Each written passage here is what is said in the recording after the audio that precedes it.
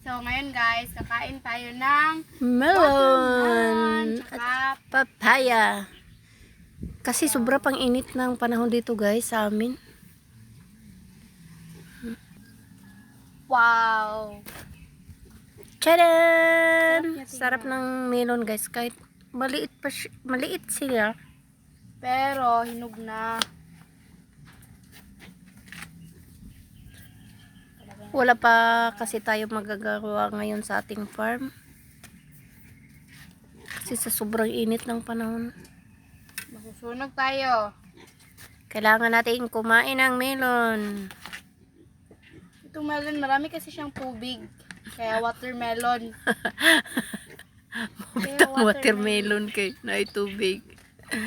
Marami Kaya ang siya pangalan niya kainin, guys. watermelon. Kasi may maraming tubig.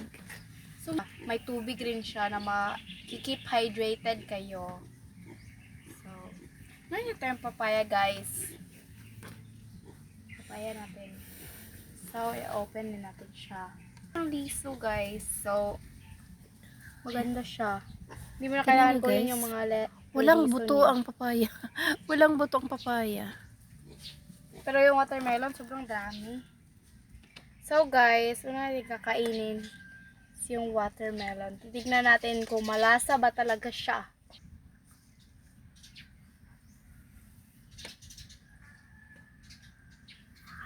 Pag tag mas Matamis siya guys, matamis siya.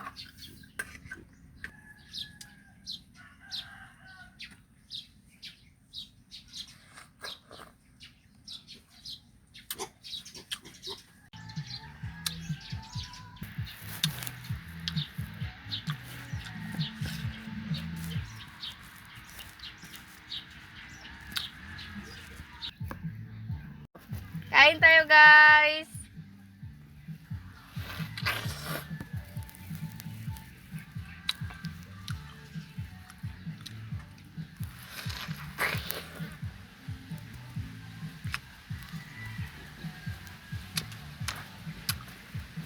Ang dami ng kanyang tubig at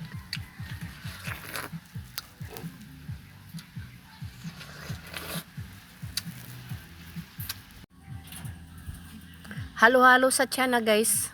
Kasi hindi na in-slice. Gusto niyang kain tayo guys! Papaya na naman.